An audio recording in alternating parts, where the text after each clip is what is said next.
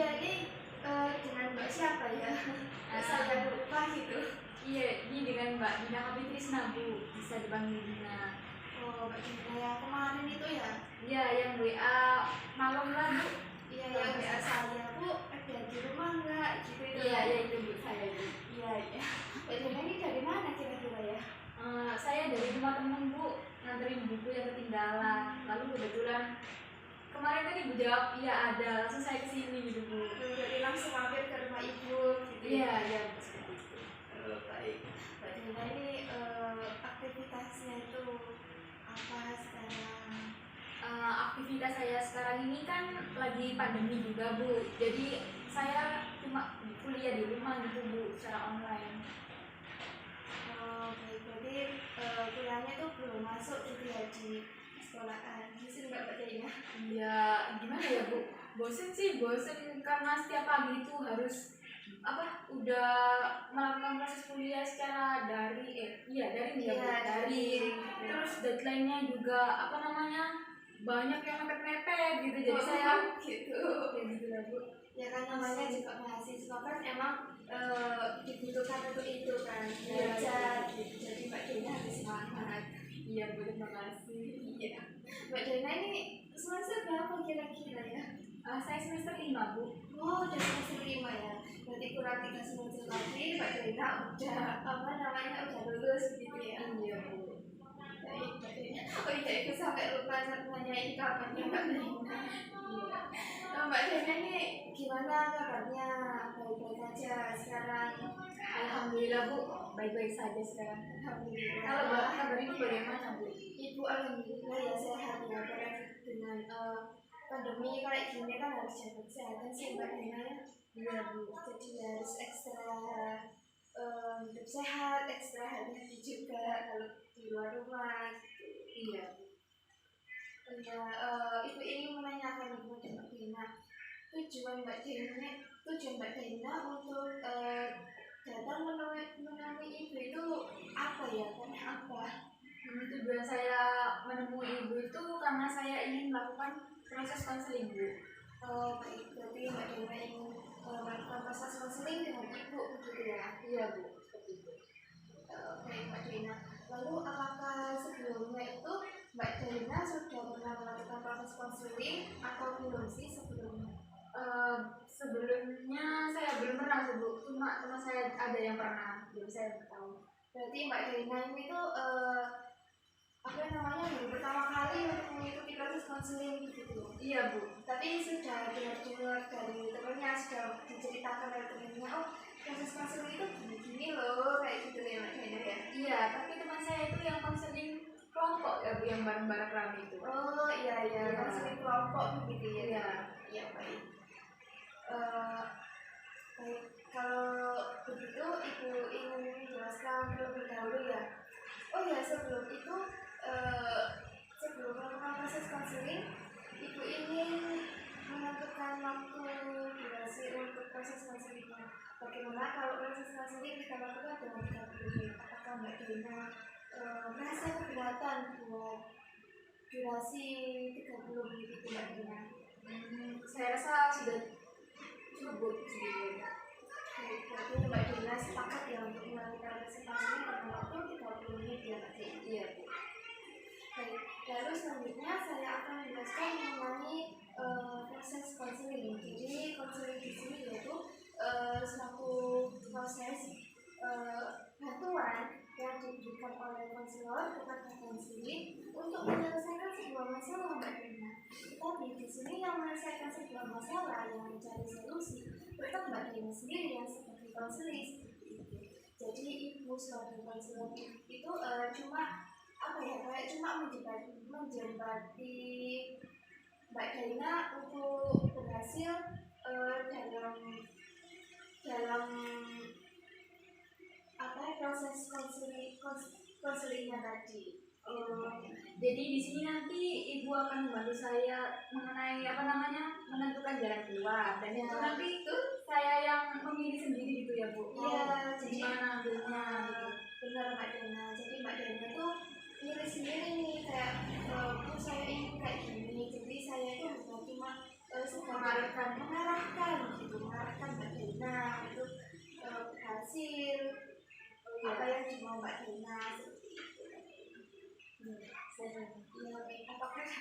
memahami dari sini Mbak Dena? Iya sudah paham ya. Baik, alhamdulillah. Lalu selanjutnya terdapat proses asas-asas juga Mbak Dena dalam proses konseling itu. Yang pertama nih ya ada asas kerahasiaan. Jadi asas kerahasiaan ini di mana Mbak Dena bercerita kepada ibu, ingin dikonseling kepada ibu itu harus menjaga rahasianya Mbak Dena, begitupun sebaliknya gitu Mbak Dena. Jadi orang lain itu nggak ada yang mengetahui, cuma kita yang mengetahui. Jadi Mbak Dena itu tidak berulang kaku untuk menyatakan perasaannya Mbak Dena kepada ibu. Lalu yang kedua ada asas keterbukaan nih, di mana asas keterbukaan itu Mbak Dena cerita kepada ibu, ingin mencurahkan isi hatinya Mbak Dena itu dengan sungguh-sungguh Mbak Dena. Artinya apa? Jadi artinya Mbak Dena itu cerita tidak ada yang dilebihkan dan tidak ada yang dikurang-kurangkan, harus dengan apa adanya gitu Mbak Dena, harus terbuka dengan ibu. Kalau Mbak Dena tertutup kan nggak bisa ibu untuk membantu Mbak Dena gitu Mbak Dena ya. Lalu yang ketiga ada asas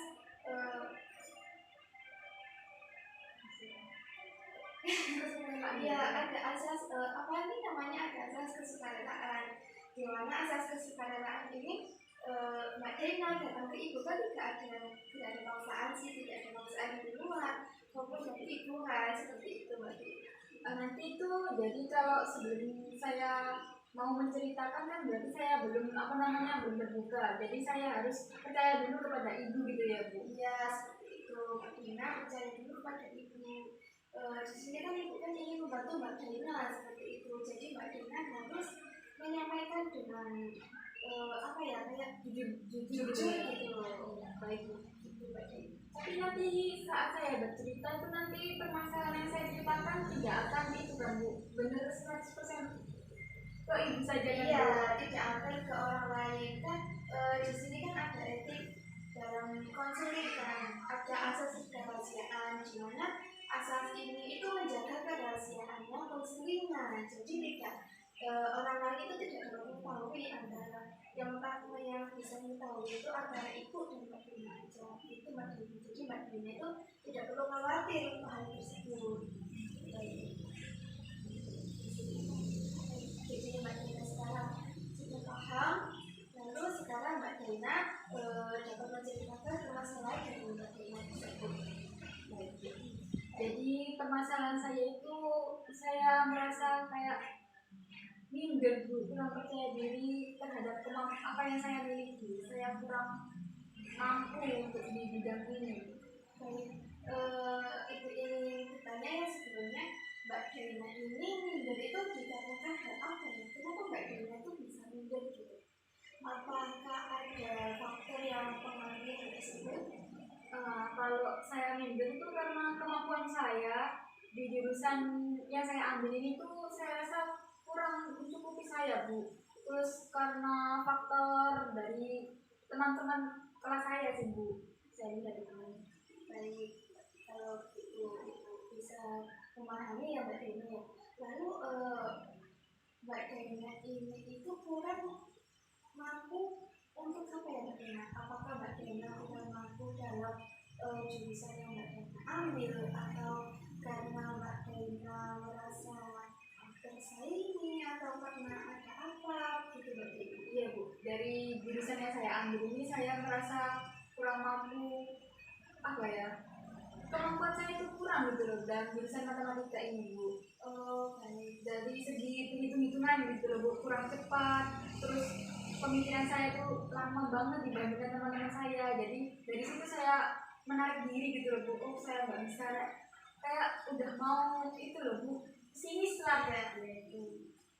Lalu Mbak Dena itu bisa punya pemikiran yang seperti itu karena kan apa? Karena Mbak Dena nilainya menurun, atau karena ada faktor lain, misalnya Mbak Dena mempunyai masalah yang lain sehingga tidak fokus dengan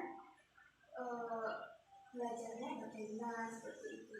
Kalau faktor lain mungkin Bu, jadi teman-teman saya tuh nilainya di atas saya gitu loh Bu, kebanyakan itu. Jadi saya tuh langsung nggak pede gitu. Berarti Mbak Dena itu Nilai. percaya diri Iya Bu. dengan kemampuan Mbak Dena seperti itu ya. Tetapi saya sih itu Bu, bisa cuma kalah gitu loh sama yang lain. Iya, baik. Lalu sebelumnya nih Ibu ini bertanya terlebih dahulu ya Mbak Dena. Sebelumnya Mbak Dena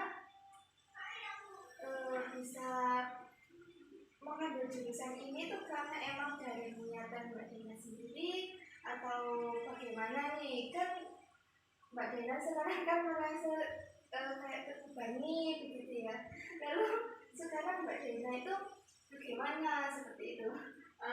Iya sih Bu, awalnya itu saya mau ambil jurusan ini tuh gara-gara saya ikut-ikutan teman saya. Jadi saya punya teman dekat, nah dia itu mau sekolah di sini, terus saya juga ikut.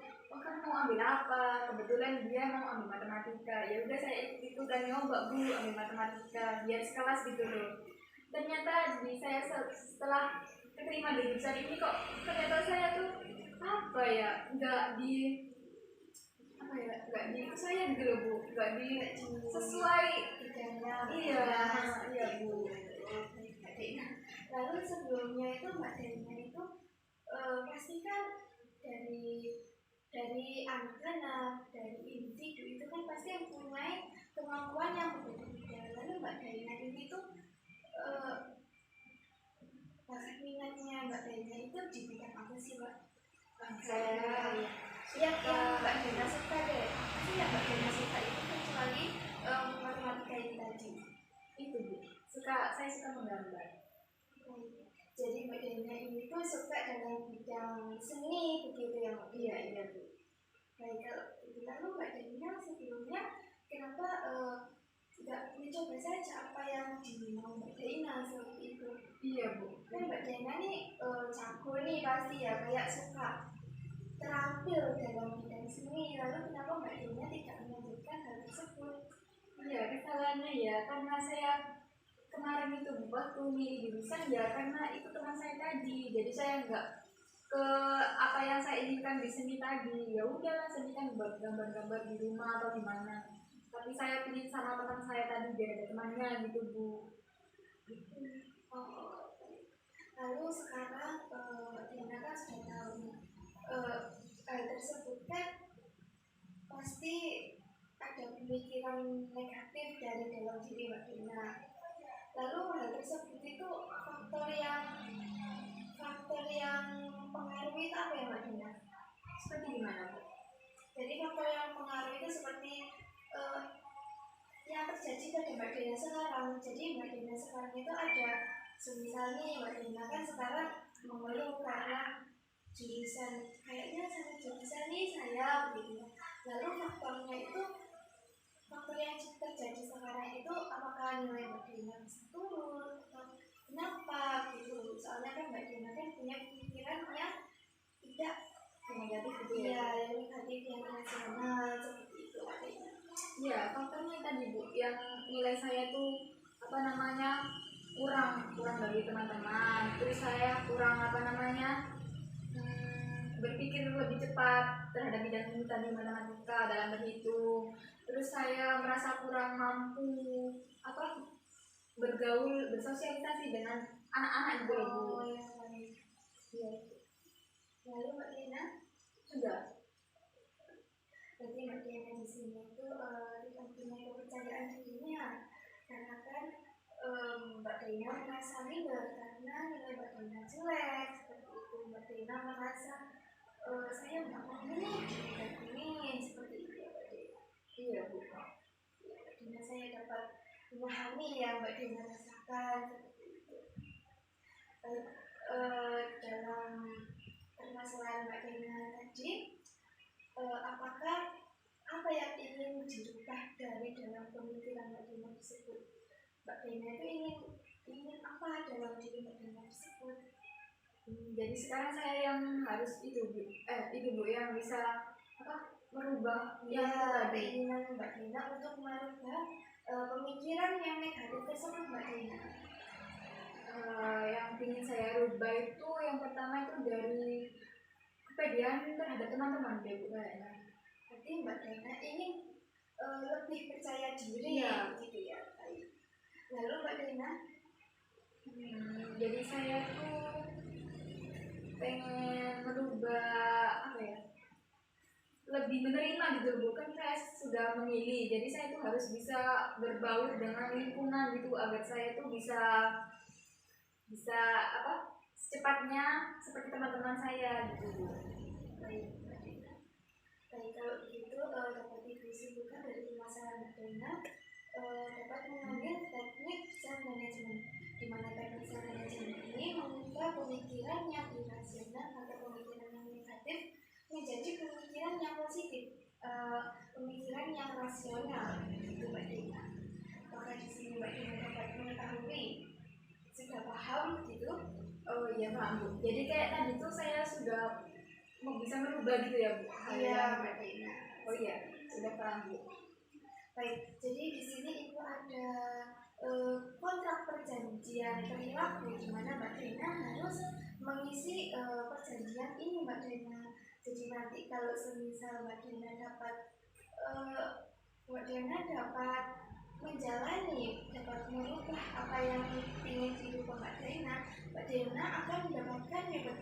Jika Mbak Dena tidak bisa, kayak gagal untuk menjalani kontrak tersebut, Mbak Dena itu mendapatkan punishment seperti itu Mbak Dena. Ini reward sama punishment ini saya yang menentukan atau dari Ibu? Ya nanti Mbak Dena yang menentukan, nggak apa-apa. Rewardnya nanti rewardnya dari Ibu gitu, hadiah dari Ibu. Agar Mbak Dena ini tuh bisa semangat gitu, bisa merubah gitu. Kan Ibu kan senang gitu kalau ada konsul Ibu yang bisa merubah, yang bisa merubah dirinya hingga lebih baik seperti itu. Iya, kayak ini Mbak Dina silakan isi kontrak perjanjiannya. Sini. Pertama Mbak Dina tuliskan nama Mbak Dina terlebih dahulu. Di sini. Iya.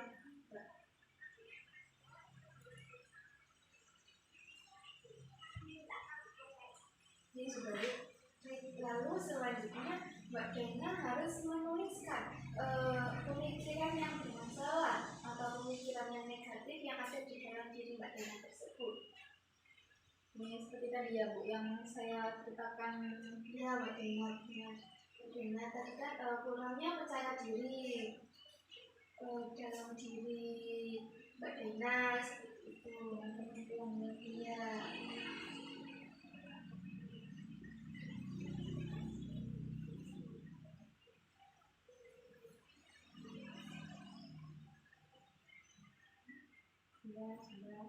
Lalu yang kedua tadi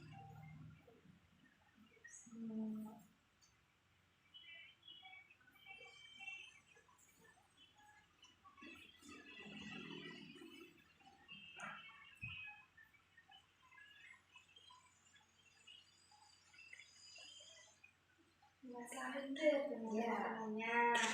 Ya sudah Bu. Baik, sudah Mbak Dena.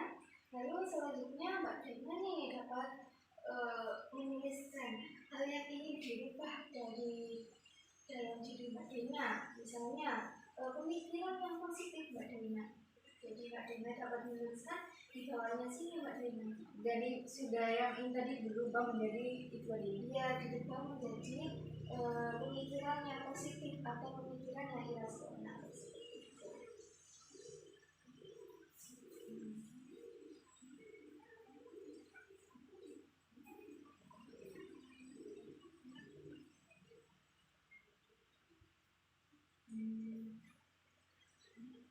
Saya rasa saya akan itu dulu apa namanya biar pede itu menerima kemampuan itu loh, ingin lebih percaya diri dan dapat menerima kemampuan yang saya miliki seperti itu.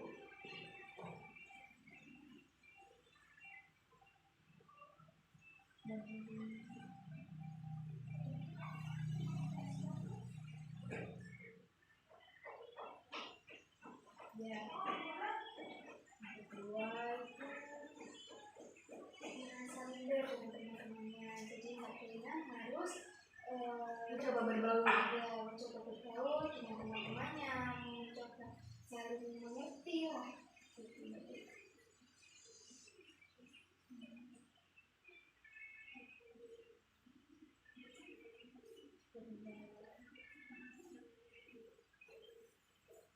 Ya sudah Bu.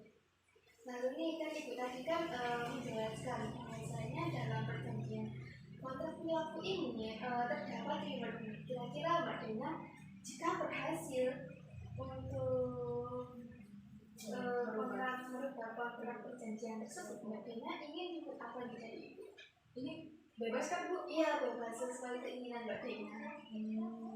Itu deh Bu, saya pengen pizza aja. Baik, pizza aja ya Mbak Dena ya? Iya Bu. Apakah ada yang lain nih kecuali makanan? Sudah Bu, cuma makanan aja. Mbak Dena dapat menuliskan di bawah sini. Jika saya berhasil gitu ya Bu. Iya Mbak Dena, benar. Ya sudah. Lalu untuk punishment ini Mbak Dena ingin punishment yang seperti apa? Ini harus dipilih Bu. Iya Mbak Dena yang harus milih sendiri itu Mbak Dena melakukan kan pasti ada konsekuensinya. Jadi Mbak Dena ini apa kira-kira punishmentnya? Itu aja Bu, apa namanya, mengurangi HP.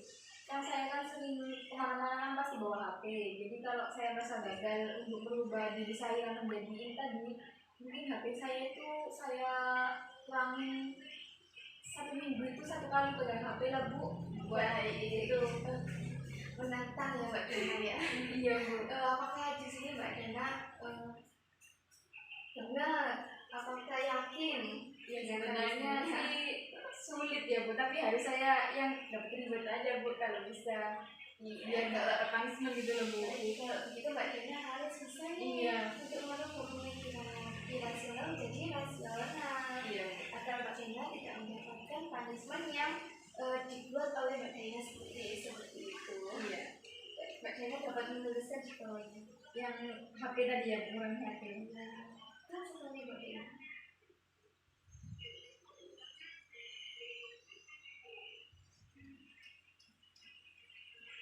Ya sudah Bu.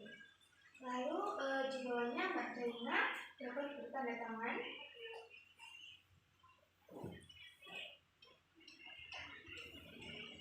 Ya sudah. Baik, dan Ibu ingin juga tanda tangan terlebih dahulu.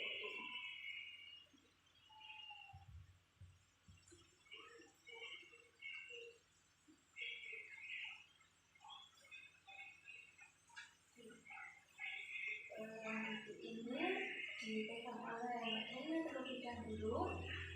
Nanti dalam pertemuan selanjutnya Mbak Dena dapat mengembalikan kata perjanjian kepada Ibu seperti itu. Jika Mbak Dena ingin bertemu, saya ingin melakukan konsultasi ini untuk konsultasi selanjutnya seperti itu. Jadi agar Ibu dapat mengetahui proses Mbak Dena itu sampai mana, bahkan Mbak Dena ini hebat, udah dapat mengubah pemikiran yang irasional tersebut.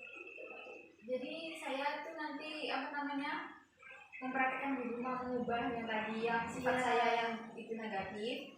Nanti kalau saat konseling saya menceritakan lagi kepada ibu sampai mana gitu. Iya, benar sekali. Iya. Jadi ini akan menjadi tugas Mbak Dena untuk merubah hal tersebut. Jadi ini berlaku dari hari ini ya Mbak Dena ya. Sampai kapan kira-kira Mbak Dena ingin merubahnya? Atau 2 minggu atau beberapa minggu? Saya baru 2 minggu ya Bu. Nanti 1 minggunya saya kesini untuk menceritakan sampai mana. Nanti kalau sudah berhasil coba lagi gitu. Iya, betul sekali Mbak Dena. Kalau begitu kita mulai dari hari ini ya Mbak Dena ya. Iya baik Bu. Kalau begitu Mbak Dena dapat menceritakan, bukan menceritakan, dapat membacakan ulang inti dari yang Mbak Dena ambil tersebut. Bisa Mbak Dena ambil dari Penghasilan saya sendiri kan. ya dari konseling kita hari ini seperti itu. Baik, yang dapat saya ambil dari ini tadi konseling dengan ibu tuh kan awalnya saya tuh merasa kurang pede dengan kemampuan saya di jurusan tadi. Lalu saya tuh merasa kurang menarik, kurang berbaur dengan teman-teman saya karena saya menarik diri karena ketidakpedean kemampuan saya tadi. Jadi saya rasa saya akan merubah, jadi saya akan merasa pede dengan apa yang saya miliki. Meskipun itu biasa kurang, nanti kan ada teman-teman yang bisa mendorong saya. Terus saya nanti itu akan mencoba bergaul Bu dengan teman-teman agar saya tidak semakin mundur gitu loh Bu. Kan saya kurang mempunyai kemampuan tadi. Jadi saya ingin teman-teman saya itu ngasih saya support gitu Bu. Nah, bagus sekali Mbak Dina kalau gitu ya. Jadi ibu ingin sekali ibu ingin dibesar gitu. Kan di setiap manusia Mbak Dina, di setiap individu itu kan mempunyai kemampuan sendiri-sendiri, entah itu dapat mendapatkan kecerdasan dalam bidang menulis, dalam bidang hitung, dalam bidang berbicara, gitu, atau dalam bidang yang lainnya Mbak Dina. Jadi setiap manusia itu berbeda-beda Mbak Dina. Setiap manusia itu unik, tidak semua sama. Harus mempunyai pintar, harus pintar dengan matematika semua. Itu enggak, tetapi dalam individu itu kita harus belajar. Kan sebagai manusia kan harus banyak-banyak belajar, menuntut ilmu agar kita dapat mengetahui, agar kita mendapatkan ilmu, mendapatkan wawasan yang lebih luas, seperti itu Mbak Dina. Jadi Mbak Dina itu harus semangat, tidak boleh nyerah, tidak boleh terlalu merasa diri Mbak Dina itu rendah. Mbak Dina kan pintar tadi dalam bidang seni. Apakah sekarang ibu sekarang tidak bisa dalam matematika? Apakah itu bodoh? Enggak sih Bu. Nah, jadi seperti itu Mbak Dina. Kan setiap manusia, setiap individu, anak itu mempunyai kemampuan yang dimiliki masing-masing, kemampuan yang dimiliki sendiri-sendiri seperti itu Mbak Dina. Jadi tidak semua itu sama. Seperti itu. Lalu untuk hal dalam pertemanan, Mbak Dina ini harus lebih mendekatkan diri dengan teman-temannya, seperti mengobrol bersama-sama, atau mungkin ke kantin bersama. Mbak Dina harus dapat membuka diri kepada teman Mbak Dina agar sama-sama nyaman. Bisa itu. Ya. Apakah di sini Mbak Dina ada lagi nih yang ingin ditanyakan? Saya rasa ini tadi saja di permasalahan saya. Baik, berarti sudah ya Mbak Dina ya? Iya Bu. Ibu rasa waktu kita juga sudah mau 30 menit ya Mbak Dina ya. Baik, jika Mbak Dina tidak ada yang ingin disampaikan lagi kepada Ibu, Ibu rasa proses konseling kita cukup untuk hari ini ya Mbak Dina ya. Baik Bu, terima kasih ya Bu sudah membantu saya dalam mengubah pikiran saya tadi yang keliru gitu loh Bu, yang awalnya negatif gitu. Baik, sekarang saya semangat ya. Isi dulu ya Bu.